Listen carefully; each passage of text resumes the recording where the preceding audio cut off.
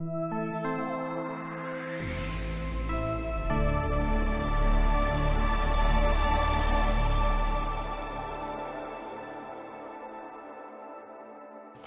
thank you, everyone, and good afternoon or good morning. So my name is Dr. Andrew Agbo, and I will be presenting on behalf of my co-authors. I represent the Institute of Human Virology from Nigeria, and I'll be sharing our experience from the field and the intervention we have carried out in the communities, and then how effective this intervention was. So we're presenting on the topic, assessing the impact of community-led HIV, TB-HIV testing, and then improving TB-HIV testing case finding in Nigeria, case study in northwestern Nigeria.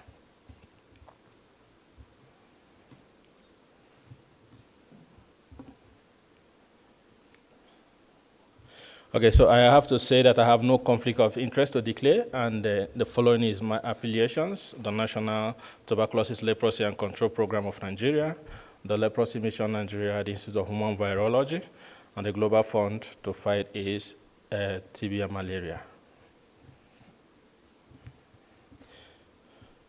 Okay, so looking at the background of the study, of course, tuberculosis and HIV co-infection has significantly contributed to maternal death and morbidity, and especially neonatal death in sub-Saharan Africa, with over 50% of global TB-HIV co-infection occurring in the region, according to WHO report. And approximately 30 to 40% of TB patients in Africa are co-infected with HIV, and pregnant women living with HIV face a heightened risk of developing TB and increasing maternal mortality, according to UNAIDS reports of 2023. So in Nigeria, which has the second largest HIV epidemic globally, an estimated 1.8 million people live with HIV, and 3 to 4% of these are among pregnant women. So despite the effort, Nigeria still accounts for 12 to 15% of global mother-to-child transmission of HIV, according to UNAIDS 2023. And then poor ANC attendance, affecting 20 to 30% of pregnant women in sub-Saharan Africa, limits early case detection and treatment. So in this study, we aim to evaluate the impact of community-based TB-HIV testing in northwest Nigeria in addressing these challenges. So what did we do? We carried out a mixed method study. We carried out a mixed method study conducted in 3 states in northwest Nigeria: Kebbi, Sokoto, and Zamfara states. And this study covered January to October 2024 and involved testing 5,768 pregnant women across the 3 states using a rapid diagnostic testing tools.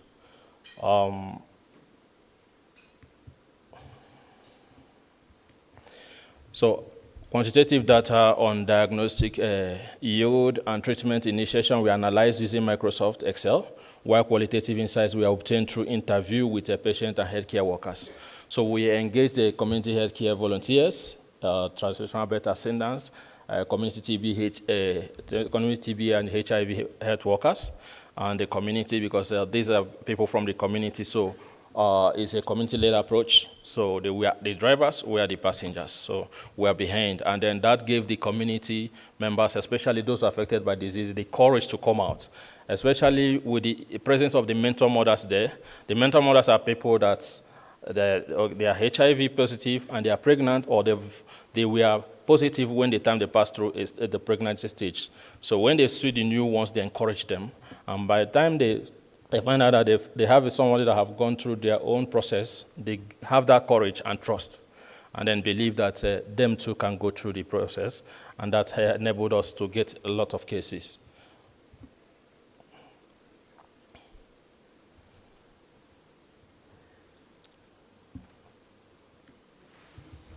Okay, so the data we have benchmarked against the 2024 WHO TB-HIV Africa report and Nigeria-specific health indicators. So among the 5,768 pregnant women screened, 11%, that's 634, were diagnosed with HIV, and 260, that's 4.5%, tested positive for active TB. So co-infection we observed in only 10% of women living with HIV, that's 63 people. So we noticed that early case detection facilitated good treatment outcome, and that was noticed by the way the patients respond to treatment at the end of the day. And then community engagement led to a 35% increase in ANC attendance, while qualitative findings emphasize reduced stigma and increased trust in healthcare services as critical drivers of success. Just as I say that the people that were doing this intervention are the people from the community, and some of them have also gone through this process. Some of them are positive, some have been positive while they were pregnant, and then they delivered a positive a HIV negative child. So they were like champions of TB and then champions of HIV in the community, encouraging other pregnant women who have HIV to come out and get tested, and then ensuring them that they will have a good treatment outcome. So these are the graphical representation of the finding. And as we can see, the grand total is 5,768. And out of this, in KB State, we have 1,872 pregnant women tested, out of which 203 were HIV positive, and then 87 had active TB, and then 21 out of these 1,872 persons had a TB HIV co-infection, and then 239 of them were linked to ANC. Because what we do is that most of these pregnant women in the community are not accessing ANC at natal care. So when we get them, we also refer them to antenatal care to ensure that they receive good antenatal care, so to ensure the safety of the mother and the baby at the end of the day. So in Sokoto State, we had over 2,320 pregnant women tested, and out of these, 235 were HIV positive, 101 were TB positive for active TB, and 24 were co-infected. And then we referred 320 of them to ANC. That means these 320 people were not accessing ANC before. Then the same goes to Zamfara State. In Zamfara, we had 1,576 in total. Then 136 of them were HIV positive, and 72 TB active, and then 18 were co-infected. Then we referred 266 to ANC care. So in conclusion, community-based HIV, TB HIV testing is an effective strategy for improving TB HIV case finding among pregnant women, especially in high-burden areas, as we have seen through this intervention. So early diagnosis remains key. So if we find them early, the treatment outcome becomes better. So we've emphasized that early diagnosis should be, it should be top in our priority.